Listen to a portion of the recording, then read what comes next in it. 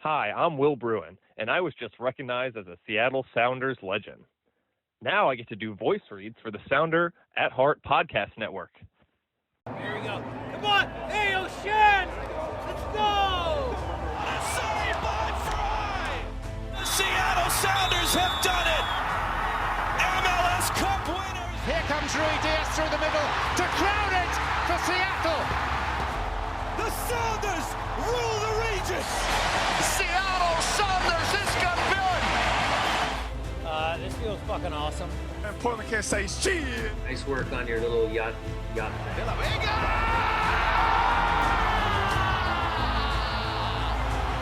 Ooch of a gooch! All creatures great and small!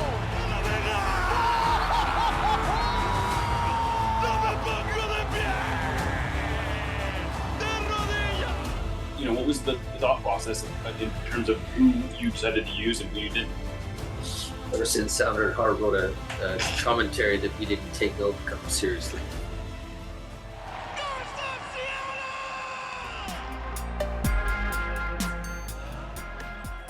This episode of Nos Arietes is sponsored by Full Pull Wines, a Seattle-based wine retailer and proud sponsor of Nos Arietes since 2011. Full Pull was founded in 2009, is based in Seattle, and is owned and operated by longtime Sounders supporters. They offer the best boutique wines of the world to members of their mailing list, with special focus on their home, the Pacific Northwest. Welcome back to another episode of Nos Arietes on the Sounder at Heart podcast network. I am Jeremiah O'Shan. It is Friday. I am joined by Niko Moreno for what we learned this week and we got a kind of a special episode this week where the summer transfer window closed last night, late or early this morning, depending on where you are.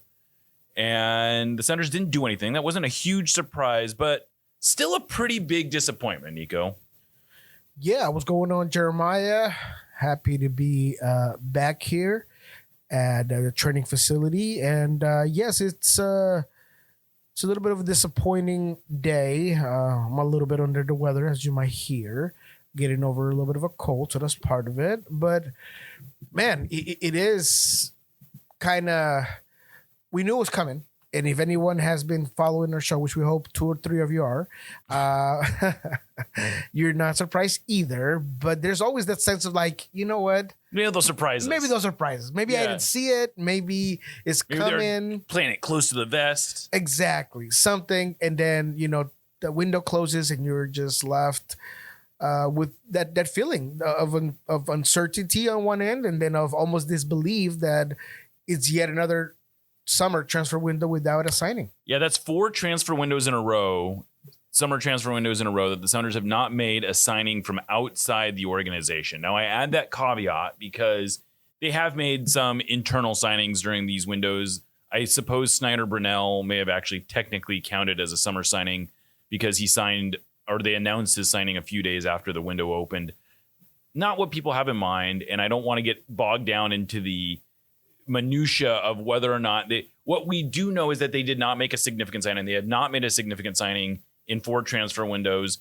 And I think what's different about this one is that every other window, they were very clearly cap constrained. They had limitations. This time, though, they really set things up so that they could make a signing this summer. They've been talking about that at the beginning of the season. They wanted to give themselves the maneuverability to bring in a player. They talked openly about wanting to sign a U22 striker. They pursued, best I can tell, a bunch of different players. They got pretty far down the road on a few signings. Things fell through. And I suppose in a vacuum, you can kind of excuse not signing someone because they stuck to their guns and they just didn't make a signing that they didn't feel like was going to help the team. But where it really starts to fall apart for me, and what's really frustrating, is that it's so many windows in a row. They are the only team. They were one of only 2 teams this window who didn't make at least one external signing. The LA Galaxy being the other. The LA Galaxy we know are in a total mess. They are almost not. You don't even have to worry about comparing them. But more than that, it's that they were so they also had these obvious needs at non sort of U22 specific positions. They clearly need another veteran defensive midfielder. João Paulo, we still have no idea when he's going to be back. There's no reason they should be relying on him to be back. I suppose it's possible he could still sign a free agent. But at this point, there's no real reason for us to believe that's going to happen. And it just leaves you very underwhelmed and sort of frustrated that it's like seemingly the same but slightly different story after year. It does. And it's not just the needs that you had coming into the window, but it's the needs that have emerged because of injuries, right. To Albert, injuries to Jordan, injuries to Ryan Kent, a guy that you had brought in because essentially Paul Arriola was out for the season, and now Ryan Kent is essentially out for the season. I don't care what Brian says, 10 or 12 weeks does not leave you a lot of room to come back into a team and do anything. I mean, best case scenario, honestly, the best case scenario for Ryan Kent is that he's available once the playoffs start. And presumably by that point, someone else will have emerged that does, like, you would hope that Georgie Manungu will take the opportunity Absolutely. to like prove he belongs on the field, that Paul Rothrock, that Pedro de la Vega, that, you know, that you just keep that Jesus Ferreira will be playing in a way that says Ryan can't just step back on the field. But anyway, go ahead. I got it. No, I mean, that's all part of it. And I think my biggest frustration is that I would argue that right now is ultimately the best time to go and get your future striker. Exactly. The U22 that you were going to bring in to develop and grow and eventually take the torch from Jordan Morris, right? Because I'm not denying that I'm not excited about what Jordan Morris can bring to the table once he's back, hoping that he's at his top form, top shape. But essentially, this was the window. And the reason of what I'm saying right now is because the summer window, and this is that we have to get into, I guess, is where it's most competitive, right? Because it opens up around the world, because it's where all the teams are looking to get better. Everybody wants to start their contracts right now. And so essentially that's why maybe Seattle hasn't been successful, is because it's where players are in most demand. But right now is when everything's open for you to go and get the guy that you want. And I understand it's always going to be harder to pull a player away from the middle of their season. 100%. Presumably always going to be easier to get a guy now when they haven't like settled in somewhere. And that's exactly why I'm frustrated, although, like I said, we knew about it. And the context there is that they tried to sign several players, but that's an issue within himself. If they talk to my account, 5 different players at the very least, 5 U22 strikers, and none of them came, that's also a problem, isn't it? It is a problem. I think it's a problem in their recruitment strategy, where if you keep running into players who once you get to a certain point in the negotiations, find out that no, they're just not available. Like, it doesn't even matter what you're willing to pay them. It doesn't matter that you're willing to pay their transfer fee. If they don't want to come here, that's part of the recruitment problem. If they're running into this problem repeatedly, where they're getting to the point where they're agreeing on a fee, agreeing with the agent on a salary, and then the player says, I'm not ready to go. Or you have someone like in one of these situations where you had someone higher up in the organization saying, we're not ready to let him go. Those are problems with the recruitment strategy. Those are things that they should be getting ahead of. And those conversations shouldn't have started, and I don't think they did, but those conversations shouldn't be starting in July right before the window opens. Those are the conversations that you should be setting up. Last summer, they should have been having these conversations with agents and with player, or maybe not with players, but they should be finding out who's really available and who's ready to come, and whether or not they shouldn't be wasting their time with players that are not interested in coming here. And that's, I think, to me, the most frustrating part of this is that they've known they needed to sort of stock their youth setup, especially on the offensive side. The Sounders have a great youth setup. They've been able to generate a lot of high quality players, but they are not like they got a little lucky with Osaze de Rosario. Like, he and I shouldn't say it's luck. It's their connections that allowed them to connect to Osaze de Rosario. They did a good job of developing him as well. I don't want to discredit any of that, but he's 24 years old, and after him, there's like really no number 9s in the pipeline. The Yu Sukanome has been playing pretty well for Tacoma Defiance. He's not a number 9. He is an interesting player. He's like kind of a Clint Dempsey style like tweener, but he's not a number 9. That's why they've been targeting these U22 spots as for a number 9, because they know they don't have anyone in the pipeline. And it's windows like this one where maybe that guy doesn't come in and he doesn't start tomorrow. Maybe he doesn't even play that much this year, but you have him already in the team. So next offseason, you can kind of coach him up and maybe you can build something with him. And that's it's an opportunity. Every window that goes by where you don't sign someone, it's a missed opportunity to build yourself for the future. Yeah, and to get better, because even if a guy is not willing or is not essentially built to make an immediate impact, it doesn't take it away that maybe it's a different style of striker, let's say, because that's what we're talking about. And that in games like the one the Seattle has had over the last 2 games where, there's deep blocks, maybe this guy could unlock it. I mean, there's just that possibility. But mainly for me is the fact that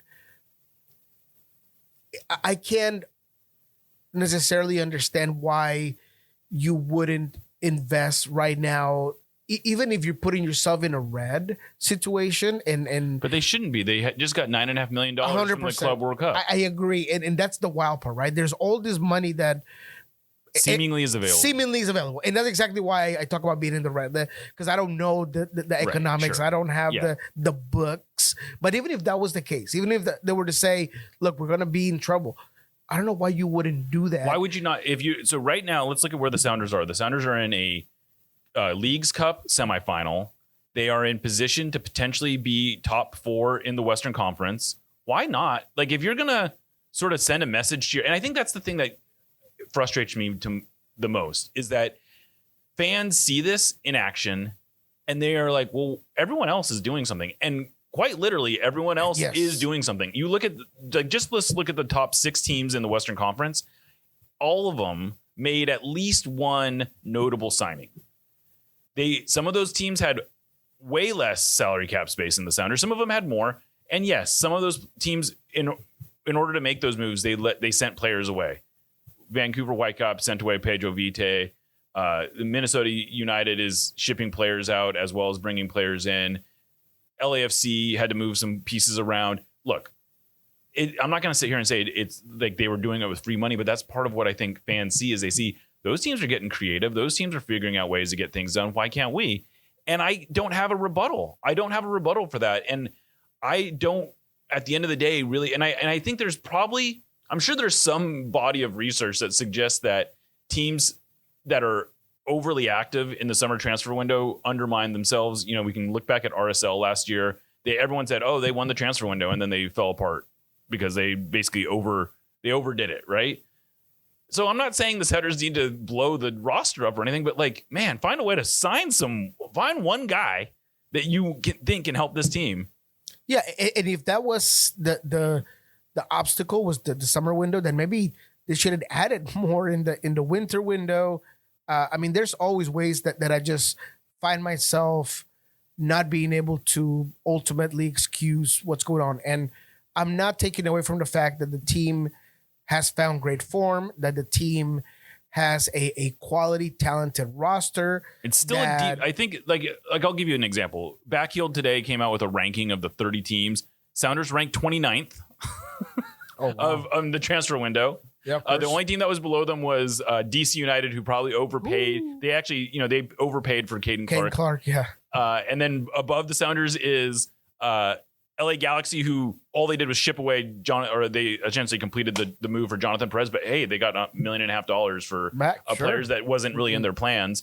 Good business. Yeah, but I don't know where I was even going with that, other than to point out that Backheeled had us 29th out of 30 teams, and Hard to argue. Yeah, well, to the point that I was trying to make was that, we still know that they're one of the deepest teams. Right. Oh, and that's what I was going to say. It's like within the context of this calling the Sounders 29th, they said the Sounders still have one of the deepest teams. But go on. I'm sorry. Yeah, no. So that's exactly what I'm not trying to dismiss. Yes.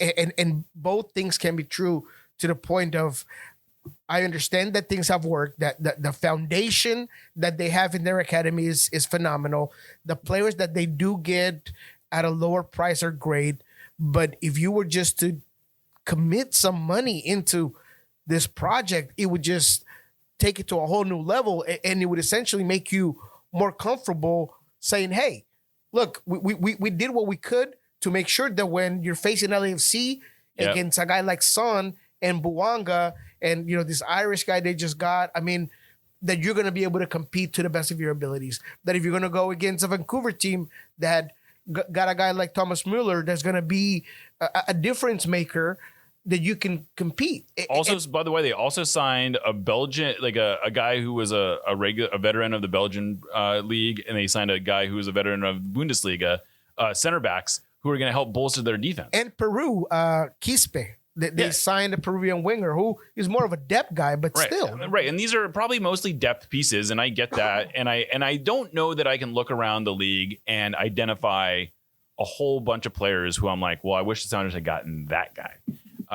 I'm sure there are some. And actually one example is probably this Irish guy that that LAFC just signed on a loan who, I don't know what his purchase option is, but the fact that they brought him in is a testament to them. And, LAFC is out here making deals all the time. And you can't sit here and say that LAFC isn't equally competitive, because it's like, it's tempting to say, well, the teams that are more active in the summer transfer window are also the teams that are not doing so well. But that's just not true. FC Cincinnati, who came into this window with virtually even tighter they virtually had no space on their salary. I think they had the least amount of salary cap space of any team outside of the Galaxy at the start of the season. And they traded away DeAndre Yedlin. They moved pieces around. They figured out a way to loan in Brenner, a player who they just Udinese. They made a bunch of moves. FC Cincinnati, the team that probably had the least amount of salary cap space, the team who is also leading the Supporters Shield, found a way to bring in a bunch of players. Like, I'm sorry, if they can do it, why can't the Sounders? Yeah, and they're swinging for the fences, right? So ultimately, the reality is that another window went by without bringing in a player of that category. There are still possibilities that Seattle goes and gets a free transfer, either a guy that's a free agent or has just recently ended a contract. Seattle with Ryan Kent have, seemingly been pretty good at finding that sort of player, but it's clearly not going to be a guy that is going to make anybody excited. I mean, right. And, a midfielder is an important role.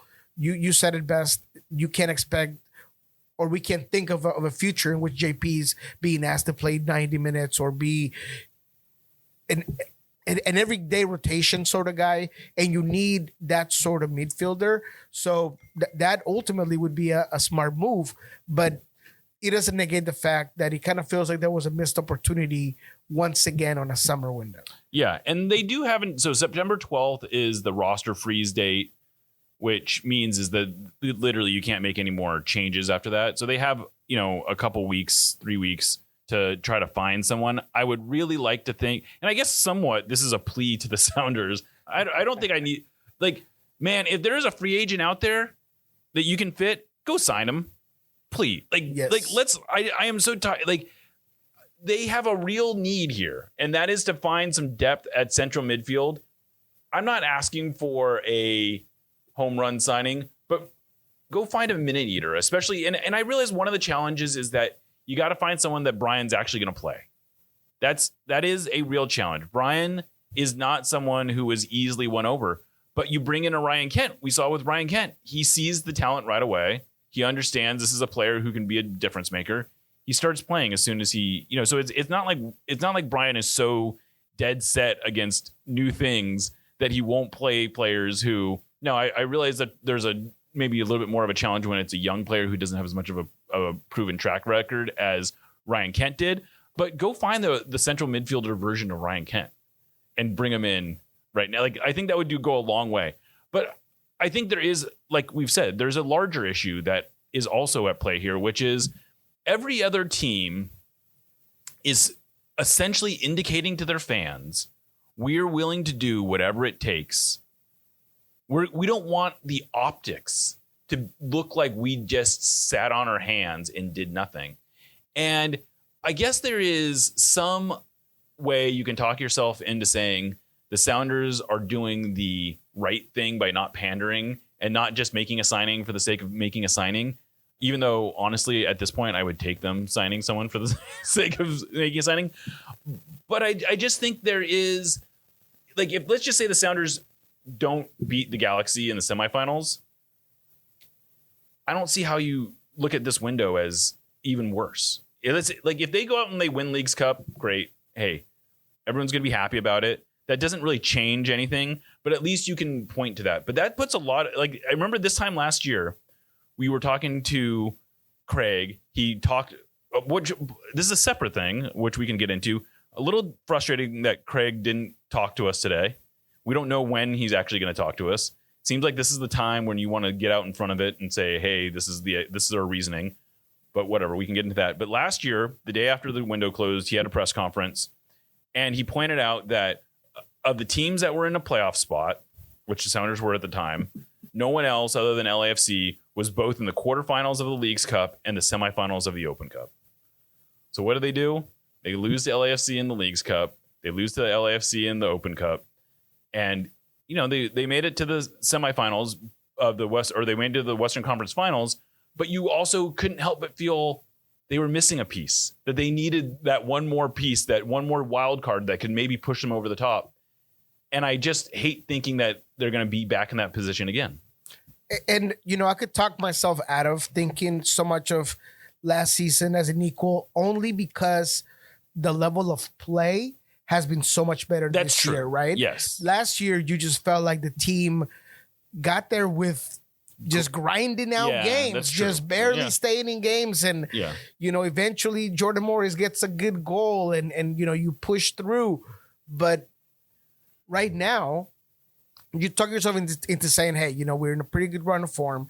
You have a very talented group of players, but it's about the future. Exactly. It's about what about what's next? What about next year? Is Danny Wasowski the future for this team? I don't think so. No. Osase, I think he has a ceiling, and there's nothing wrong with saying that. I think he's going to be a productive player that can continue to contribute, but he's got a ceiling. He's not your everyday guy. He's not going to. He's also, I think the other thing is he's not. Neither Danny nor Osase are good. Like, let's just say Jordan Morris is their starting number 9. You still want someone to push him, 100%. And there's no way Danny Wasowski and Osase de Rosario, or at least I shouldn't say that. I don't think those are going to be the players that push him to keep him honest, to keep him motivated. And it's not, he's going to stay motivated. That's not the issue. But he is, I mean, he's going to be like right now, he's going to be coming off a shoulder injury.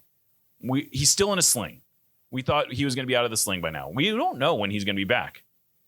And as much as we love Jordan Morris, there has to be that plan for the future. And he's 30, and you have to understand that if you're going to bring in a guy, just like we said, every time that you allow another window to go by, is less time for a guy to come in and get involved and adapt and all of those things. So it just feels like there's a level of, man, I hate to say it like this, but you know, it's complacency. Yeah. There's a level of complacency. It does. And so, and I think I'm reluctant to, I know exactly what you're saying here, and I'm reluctant to say complacency because I do think there is a sense in the front office of they know they need to do something. Yes. But what they don't, I don't think they feel like there is a lot of pressure to do something.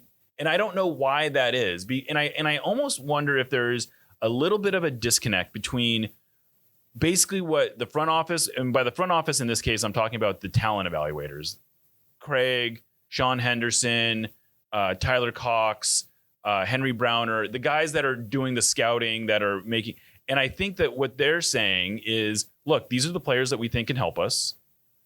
And if you're not willing to raise our budget, then we're not going to compromise on what, like, we're not going to just go out and sign someone who we think. And then on the other side, I think there is pressure. I think Adrian is very aware of the optics of going 4 consecutive windows without signing someone. I don't think he's happy about not signing someone, but at the same time, I don't know that he's raising the budget. I don't know that he's saying, okay, if we can't get the guy we want for $2 million, can we get the guy we want for $4 million? And so I think there's a little bit of a disconnect between one side basically holding firm to saying, we just don't think we can, like, these are the players we think fit in this price point that can help us, and we're not going to lower our standards. And on the other hand, they have the budget saying, this is the budget, we're not going higher. And I think this is where you end up.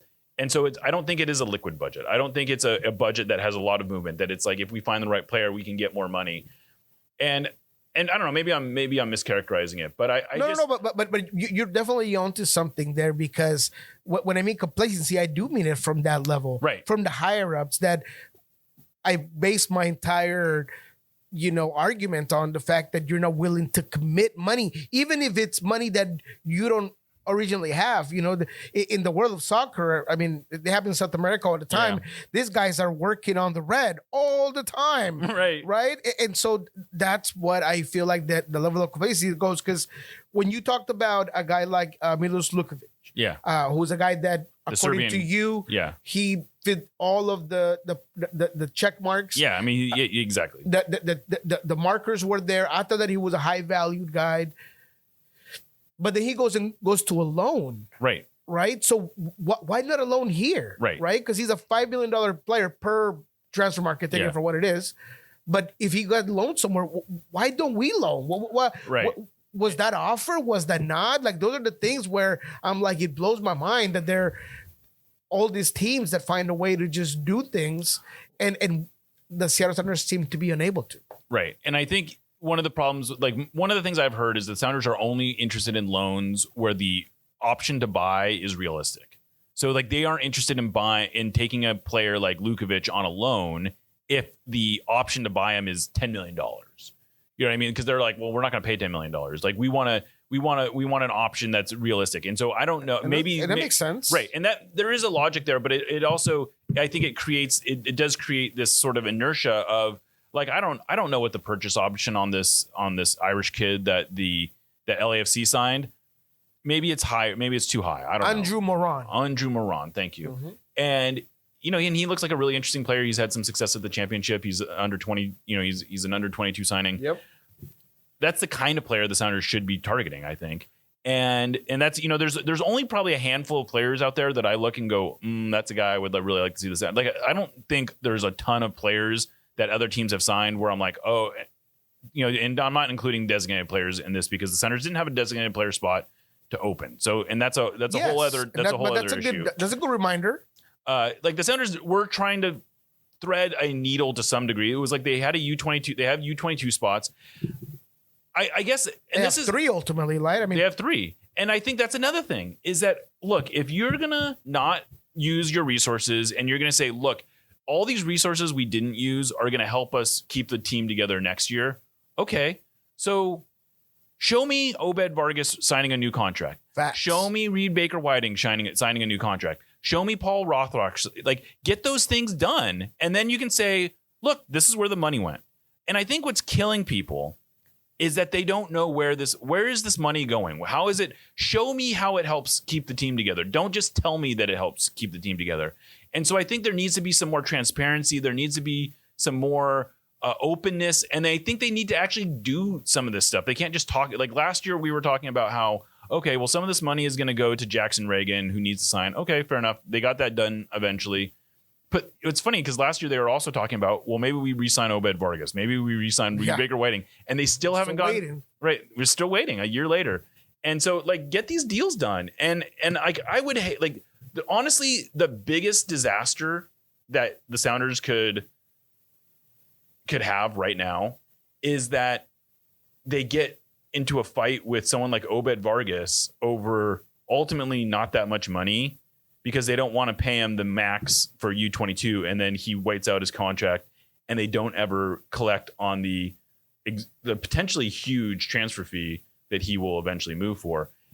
Like, they should not be playing games with players like that. Like, if you're not gonna use all your transfer budget on one end, you can't also be cheap on the roster. No, 100%. And that's a priority. Is something that right now is the time probably to do it, is to just exactly like today, take it out right now and just put the presser and say, hey, look, we just signed Obed Vargas to a max contract. Right. Cool. And that it's not going to make people, happy again, but at least it makes sense of, there's some money going somewhere. Exactly. And so that's kind of the thing. I think both you and I are sitting here knowing that, look, because we also don't want to take the scandalous road of like, this is the worst team ever. Right. And Craig Weibel doesn't know. People. Yeah, Craig Weibel doesn't know anything and all these things that make absolutely no sense, because the team is where they are right now. And they've gone in such a good winning streak because of the build of the roster and what those competent people have done to put it together. Ultimately, the problem is that there isn't enough money to compete right now. And that seems to be the biggest problem. But the whole thing about this team doesn't score and that's why, you need to go out there and get somebody. I'm not even worried about that. The team has been scoring at a rate that they haven't in forever. No, this They're is like getting it from a whole bunch of different places. The system is working. So you don't gotta shit on one thing to shit on the other. You can respect the game of what they've done so far. Two things can be true. And then you can really be honest about just saying, hey, it'd be great to just see them maybe go the extra mile, swing for those home runs and not just singles and doubles. Yeah, I totally agree. Like, I think you can feel both that the Sounders front office did a really good job building this roster, that the coaching staff did a really good job maximizing this roster, and that there's still a higher ceiling that they can get to. And that's what is so painful about this, is that they've made so much out of what they have. Why not throw a cherry on top of it? Why not, bring in an extra player? Why not do something that's just going to get fans excited? And I think that's the other part of this, is that let's put aside the roster building part. Let's talk purely cynical PR type stuff. The Sounders have not been able to make a big signing like that basically since Pedro de la Vega. And maybe you can even go farther than that, where they've been able to just roll out the red carpet of saying, look how excited we are to bring in this player. Because even when they brought in Jesus Ferreira, it was still like, okay, that's a nice move, but that's not really what we were expecting. Ryan Kent, same thing. That's a nice move, not really what we were expecting. And I think that's one of the things that's frustrating, is that the Sounders are out here and they're playing the best soccer, the most entertaining soccer they've maybe ever played. At the very least, I think this is the most entertaining team since the heyday of Obadus in 2014. And the crowds aren't that big. They are a fraction of what they were back in those days. And I think a big part of that is because fans just haven't had enough opportunity to get excited about the stuff that isn't the soccer. Like, the soccer is good. Like, I'm not going to shit on that at all. And we can in the second segment, I want to talk to you a little bit about soccer and talk to you about the game on Wednesday and sort of looking ahead. But I think we have to I think one of the things that the Sounders maybe need to be reminded of is that most of the year, there's not soccer to talk about. It's talking about all the other stuff that's going around this team, and they don't give us enough to get excited about there. Like, you got to give Q13 a reason to talk about you. You got to give the Seattle Times a reason to put you on the front page. Look, the Sounder Heart's going to talk about the Sounders. That's a given. You know it.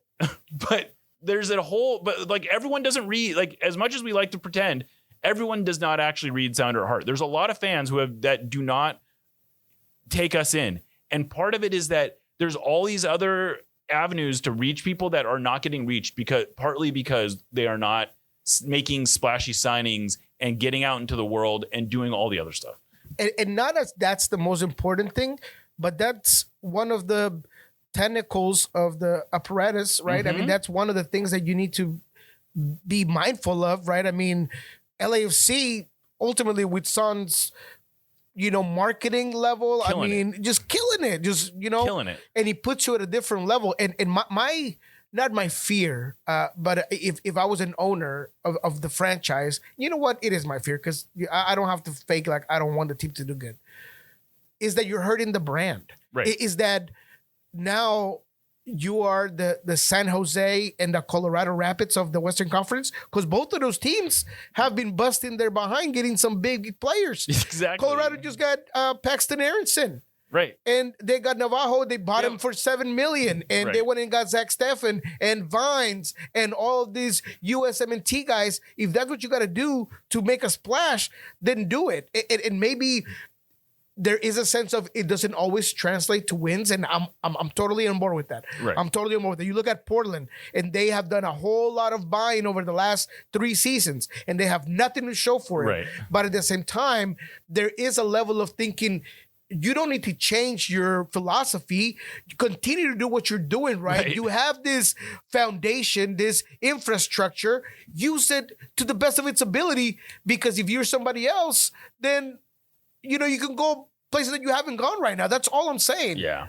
Yeah. No, I think that's well put. I think that's good. I mean, I think that's exactly right. I think that's exactly right, that this is a team that is just leaving. I use this analogy in a column that I have out.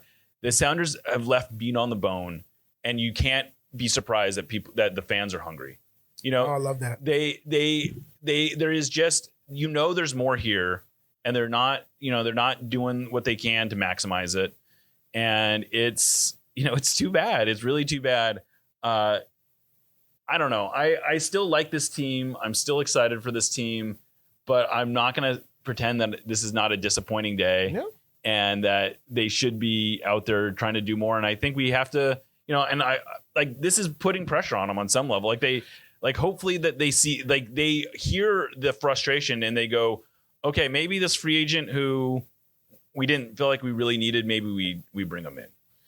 And thank you for doing that, because it brings you back to reality that we're not sitting here, or I'm not sitting in here after that rant and killing the Sounders' chances to win Leagues Cup or get far in the playoffs.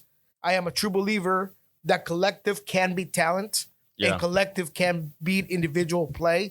I just asked Christian straight to his face, right? And even though I messed up, that first question is going to bother me.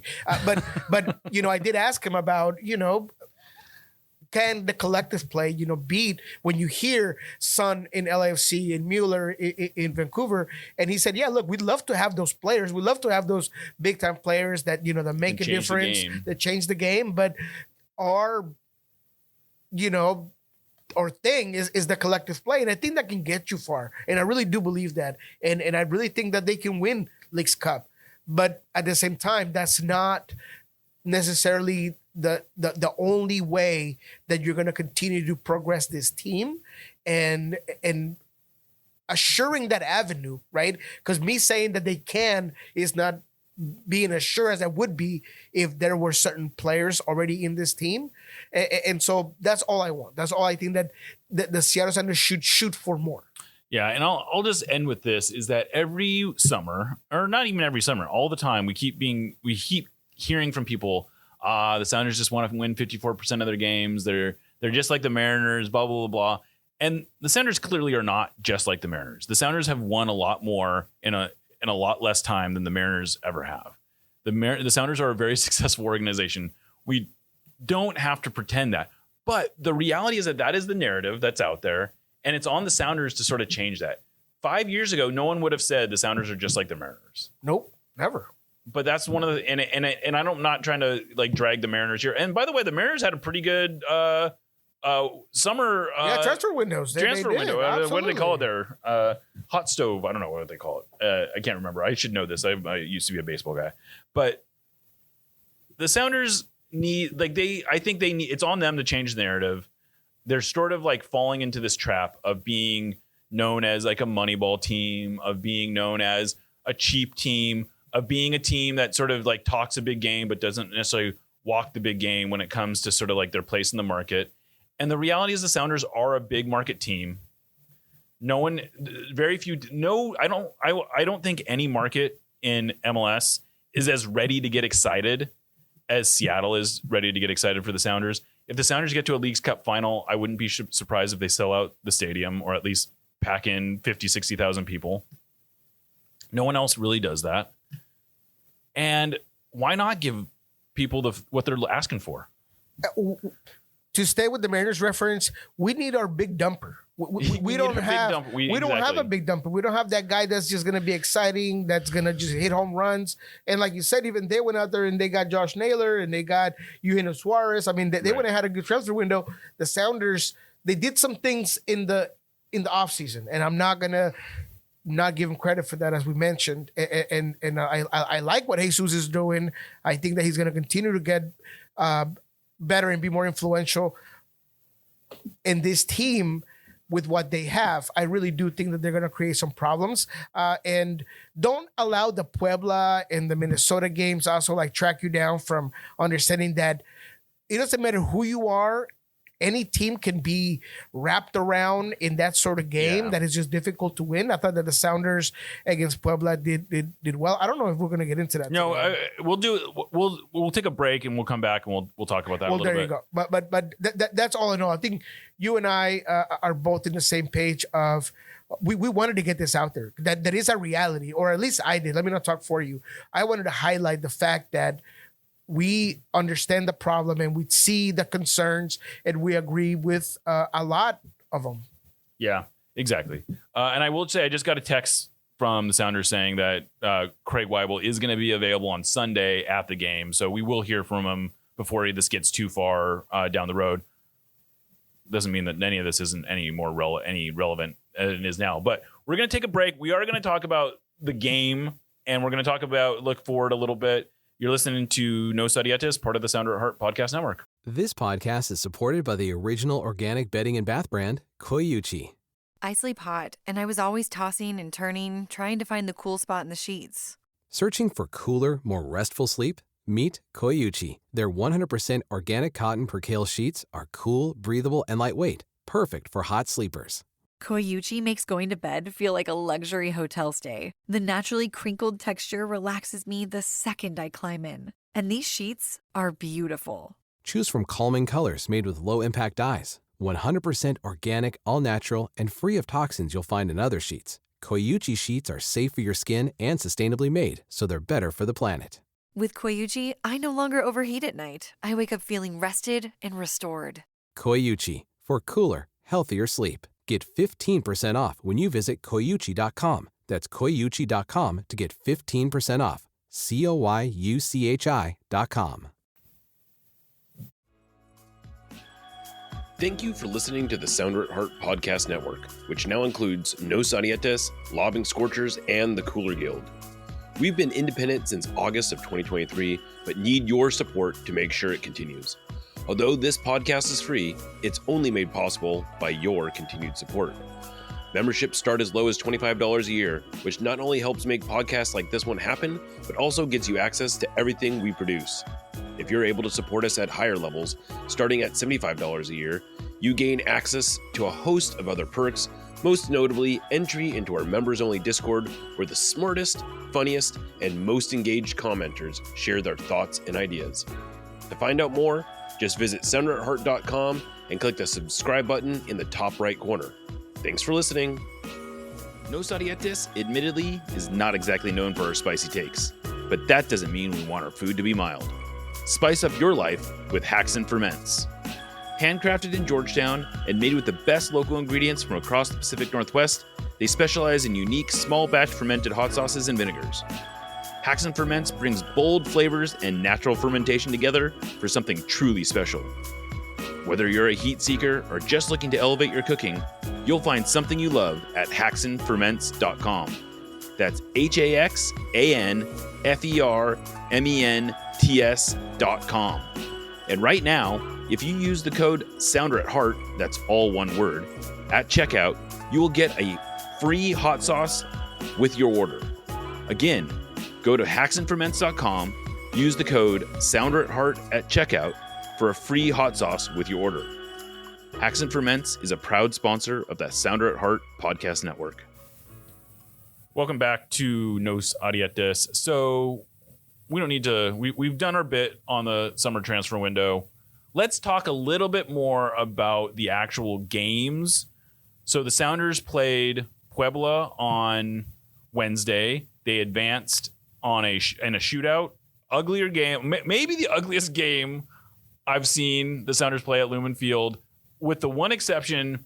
I don't know if you remember this. Back in, I think it was 2011, they played a Panamanian club called San Francisco in the in a CONCACAF Champions League qualifier, and San Francisco was like a tiny club who had absolutely no interest at all in playing. They were rolling around. They were faking injuries. Nate Jakwa finally broke through in like the 110th minute or something like that, and the Sounders won. But aside from that, I don't know that I've seen a team that was so interested in just gumming up the game. They had no interest in playing. But you know what? Credit to Puebla. Absolutely. Because no one's under, their job is not to entertain the fans. Their job is to advance. This is a team that has been awful for 2 years, basically. They saw this as an opportunity to get into a Leagues Cup semifinal. Would have been a big deal for them. I don't begrudge them at all, but that was not a fun game to watch. That was, like I said, just the Sounders had something like 80% of possession. I think Puebla only took 5 shots, and they just were not at all. They didn't want to play. Yeah, and look, and people got caught up with the fact that they got more shots on goal than the Sounders, but that happens when you have 8 players in the box. I mean, I think I counted a total of like 6 or 7 block shots for the Sounders in the 18. Like, they're going towards goal. So, 2 things there. Yes, I think that you got to credit Puebla. La Rata Bravo did a great job at getting the guys ready to just push the game to PKs. Right. And, he mentioned that he did it in a certain specific kind of way, overpopulating the midfield, keeping the pivots at bay, utilizing the spaces in between the pivots to just make it more difficult for them to come in. But the reality was that it was just, let's bunker. And that's hard to beat. It don't matter how you paint it and French it up, you bunkered the whole game. And they had some big center backs. I'm actually surprised that they have not been better defensively. Like, I think, so what's funny is that Puebla, at least under their previous coach, had played a pretty expansive game. Like, they wanted the ball. Yes. They wanted to pass. They wanted to do all that kind of stuff. And I was a little surprised just because I saw the personnel, and the personnel actually seemed to set up pretty well for playing the way that they did. And I don't know, I don't know that much about Puebla, so I'm not going to speculate as to why any of this happened, other than they played well. Like, it was an interim head coach, and he wanted to get a result. And which way do you do it? You give your team the best chance to get a win, and that was not giving Seattle any transition moments, any space. So that's kind of what happened there. But you're right. One of the biggest problems and criticisms to the last coach, Agüera, the Spaniard coach, was because he was too open. And it's kind of funny that we talk about, they came here and they killed the game. And I know that's not Puebla. And I used to be that guy. I used to be that guy before, where I grew up watching Barcelona. I grew up watching a Colombian team in the 90s that loved to possess the ball. But there's a talent to being a defensive team and just bunkering down. And as much as everybody hates it, it's about winning. And they came here and did that. Yeah, they did. And they, and I know a lot of people drew a lot of comparisons to the Minnesota United game. It was very different. It was very different. Like, Minnesota United bunkered some, but the Sounders generated a bunch of good chances against Minnesota. That was what was so frustrating to me about the Minnesota game, was that the Sounders had opportunities to win that, and they didn't. They had 4-5 good looks. They had maybe one. The only real good look they had in this whole game was Ferreira when that ball fell to him and he just kind of spun around and hit it first time and went wide. But really, other than that, they did not have any clean looks at goal. No, and they were very off of either a giveaway, or it wasn't like they generated opportunities. They were just kind of given opportunities. And of course, because of the way they were defending, whenever they did get the ball, they all tried to push really high. And it was set pieces that was going to be the bread and butter. That's what they were going to try to make a difference. In Seattle, they held them to, in my opinion, to what we all expected. A couple of shots on goal, nothing crazy. The biggest problem for me was offensively. You're talking about the Minnesota game? No, the Puebla game. Okay. The Puebla game. No, the Minnesota game was very different because of the way, they handled their press and the way they handled. I thought the Sounders played well against Minnesota. I will say that was a better game. Yeah, Minnesota. I thought the Sounders looked like I had no real concerns after the Minnesota game, other than sometimes that's going to happen. I actually thought their game plan was okay. But anyway, go ahead. You're talking about Puebla. No, but that's good though. So let's make it very. And I do this. I kind of put things together. So let me separate it and clarify it. I thought that against Minnesota, the tactics were there, the finishing product wasn't. The execution lacked, and part of it was just individual performances that were not up to what maybe needed to break that game open. Mm-hmm. And against Puebla, it was, the tactics were fine, but tactics were not the problem. The problem was that you just didn't have enough creativity to break that team down. And that's where I want to go with it. I understand that the Sounders are missing some key players in Albert and Jordan and Ryan. But whenever you have a situation like this one, I kind of wish that Brian was a little bit quicker on making those subs early. I agree. Making multiple subs and maybe just trying out things where if you already knew that Danny Musovski was MIA the entire game and should have came off on play alone, to me, and that Osase had issues with the similar block or attempt of filling up the spaces, I wish that there would have been a little bit of Jesus in there, or you would have done something different that wasn't so player for player. I take out Pedro, I bring in Georgie. He just seemed very one-dimensional. Like I felt like whenever you have that much possession of the ball, you got to do something different, because Puebla was not adding on anything to you. I thought he was going to take up Nuhu and bring in Reed. I thought that he was going to do something just different because you had so much possession of the ball, but none of it happened. And that was probably my only criticism, regardless of how good Puebla defended. Yeah, I would agree with that. Georgie for Pedro was a sort of uninspired change, especially was like the 73rd minute or something. Great word. And you had suggested at the time, if I remember correctly, why not move Jesus to the 10 and then Jesus to the 9. Jesus to the 9 and bring Pedro in to the 10 and put Georgie in for Musovski. Correct. And then the other thing that was, I think we all saw, Musovski was sort of like on tilt. He was very frustrated by the lack of calls. He clearly was visibly, you could just see it building up. He was not happy with the way the game was being called. And he, whether or not he was right or wrong is beside the point. There was an explosion that was going to happen. And then, of course, it happened at the exact wrong time, right after he gets a yellow card. He then jumps up and gets in the referee's face. The referee was not good in this game. He was terrible. But every single time you bump a referee like that, you're going to get tossed. Yeah. There's no excuse for it. And it doesn't matter if he was good or bad. Danny Musovski is a veteran player who needs to know better. And it's just beyond ridiculous that the Sounders have had now 7 red cards in their last 16 games. It's unbelievable. And a lot of these cards, too many of these, I'm okay with, you can excuse John Bell going in for a tackle. Sometimes you miss it. You can excuse Reed Baker Whiting getting a second yellow card. You can excuse Kalani Costa-Ramsey getting a second yellow card. Those things happen. Part of the game. Part of the game. What I can't get, and I can almost excuse Georgie getting thrown out for doing something that he should have known but maybe forgot about. Right. That's like a different category. But Nuhu twice getting sent off for doing something dumb. And then Danny Musovski doing something equally dumb. These are the kind of things they cannot do. Like, what are they like? And what's so weird is that you would think maybe this is the product of a frustrated team. They don't strike me as a team that's like frustrated internally. I don't know why this is happening. I like to think is that they allow emotions to get the best of them. And that's something that you need to check.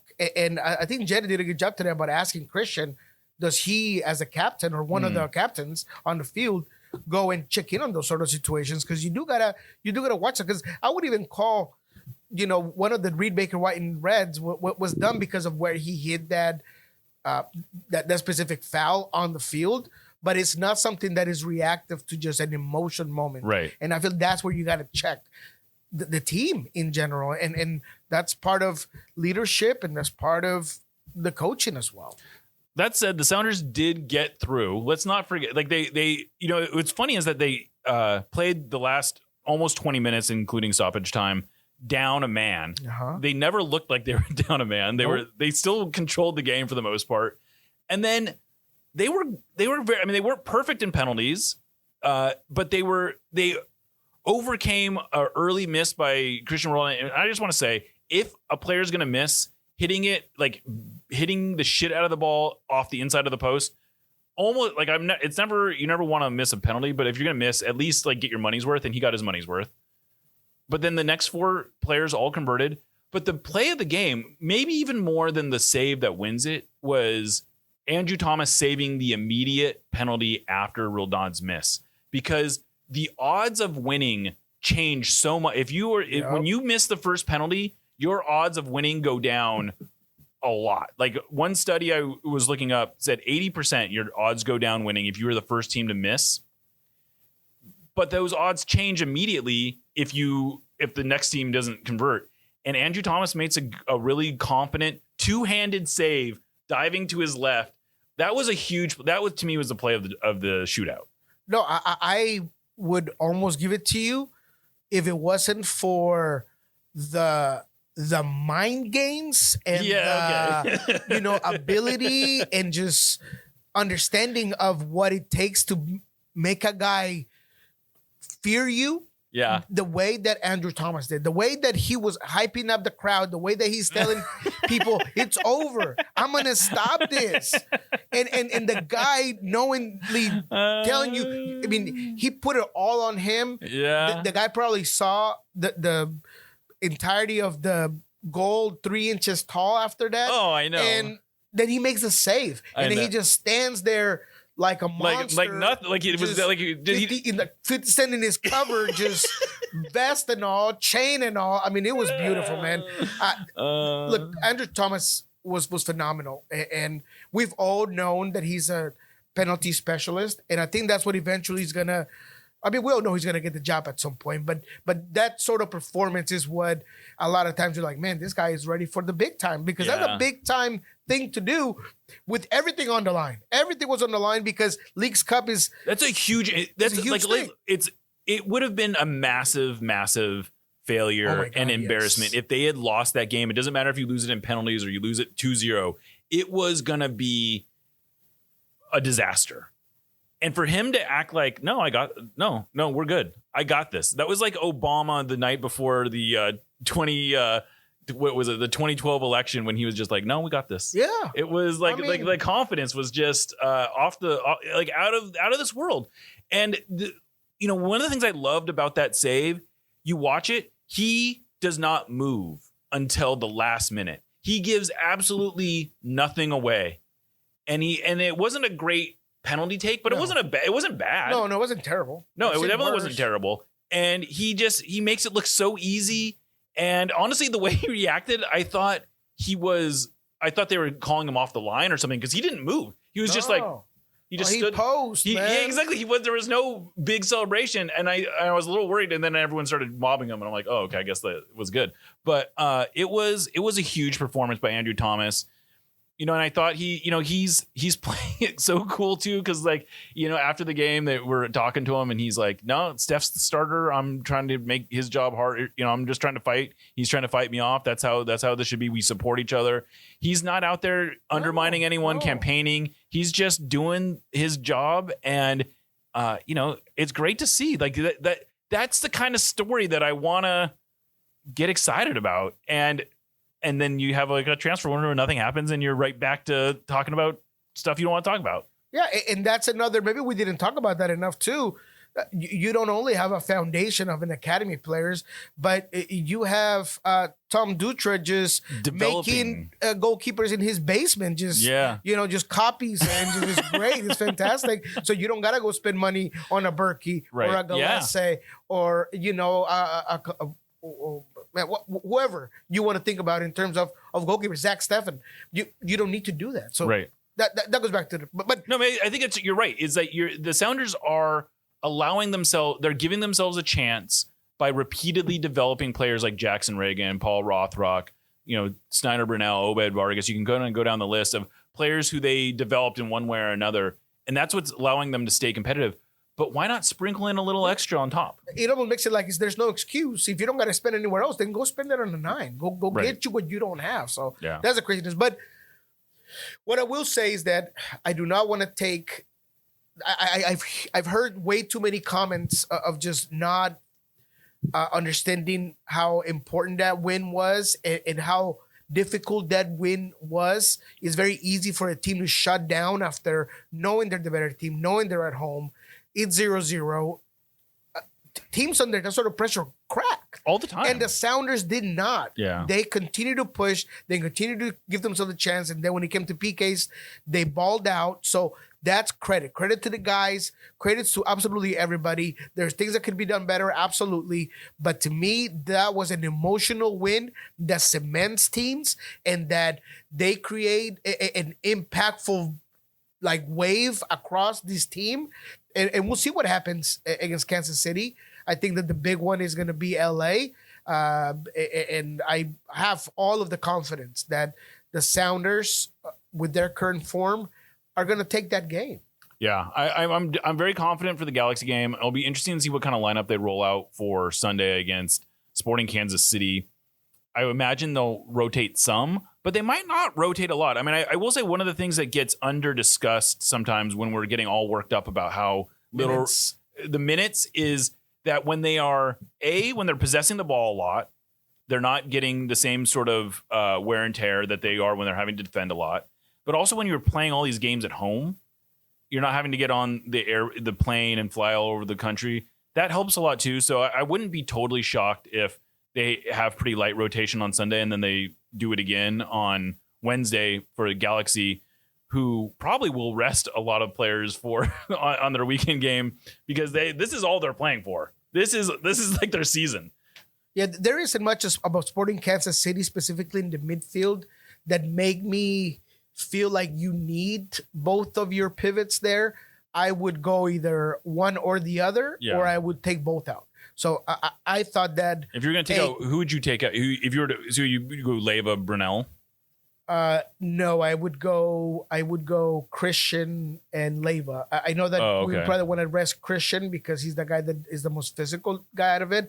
But I saw a lot of mental exhaustion from Obed, and he was getting hit a lot because he's so good on. He was getting hit a lot. He was taking a lot of abuse in the Puebla game. I feel like Christian does the punishing. It was a great penalty, beautiful penalty. I feel like Christian does the punishing, and he's still part of the physical wear and tear.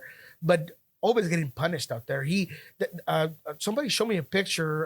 It was one of the Brazilian photographers showed me a picture of how they stepped on Obed's ankle, and that thing looks crazy. I mean, I would absolutely rest him. So if anything, I'd be down with that. Yeah, I would take Christian and Leyva, and then maybe you take out Christian early if possible. Yeah, and then you go from there. But I would think that that's a big one for you to do. Obviously, I screwed up today, and Danny Musovski is available, people, against Sporting Kansas City.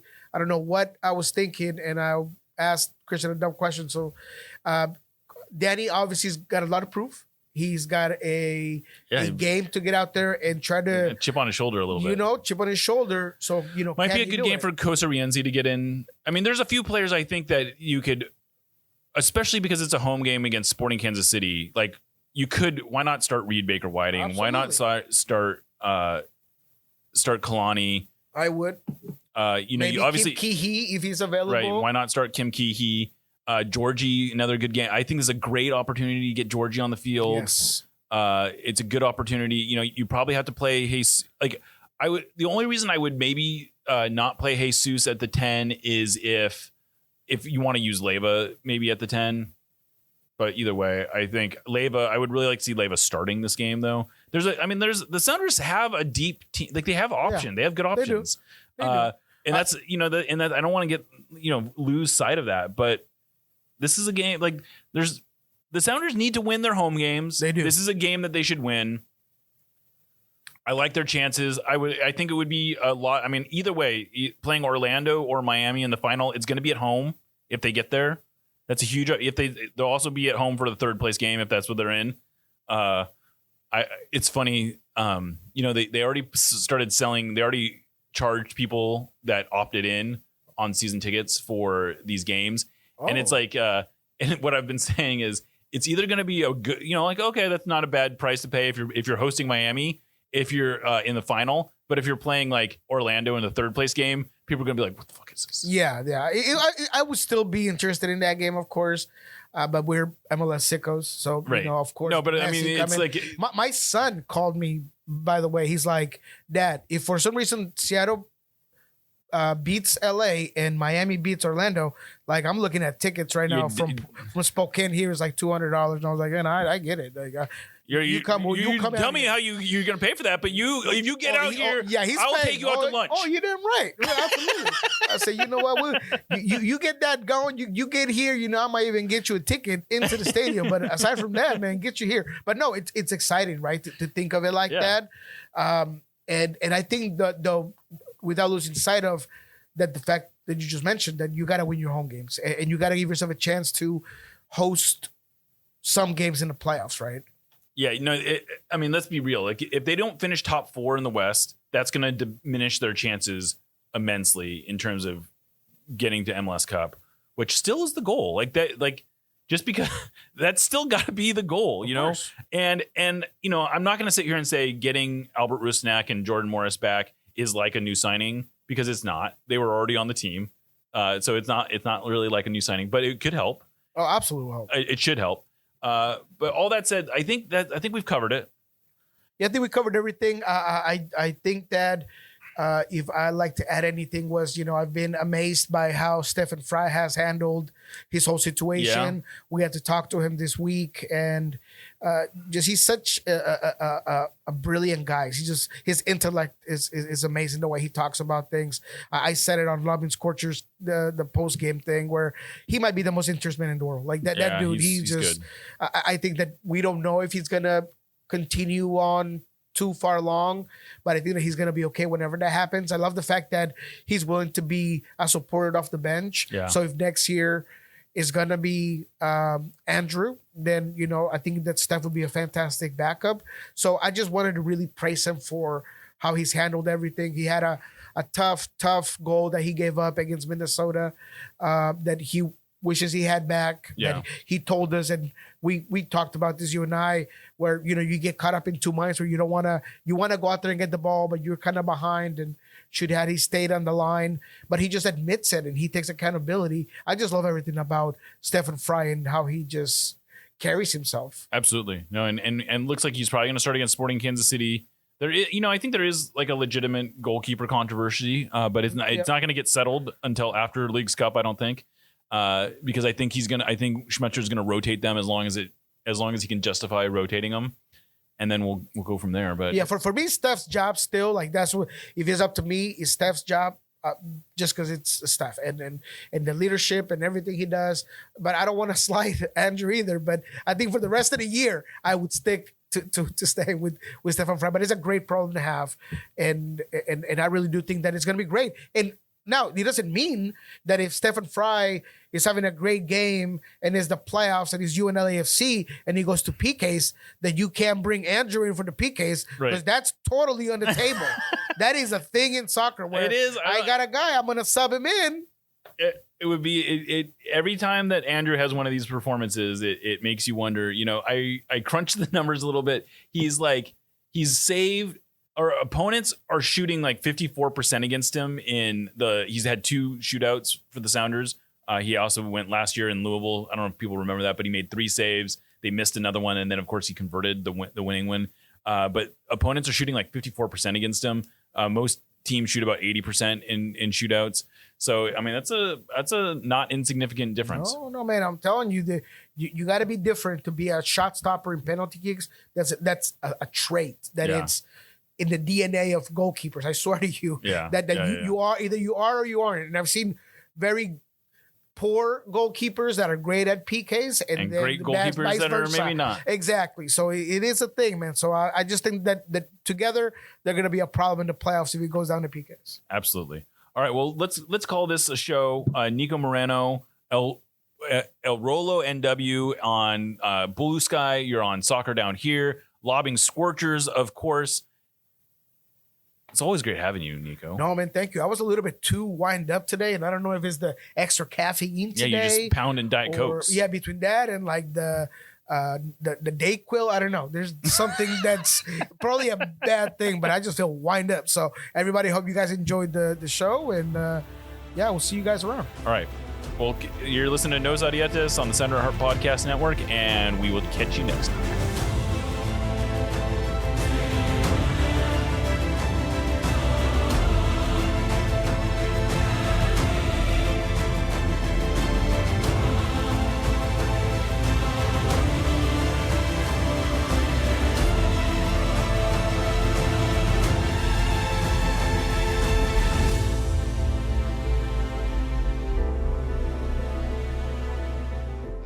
I expect a LAFC who's motivated to prove themselves at home, to prove to their fans that they're capable of winning in this league. And it's up to us to really brew in the party. I feel a lot better than Bob.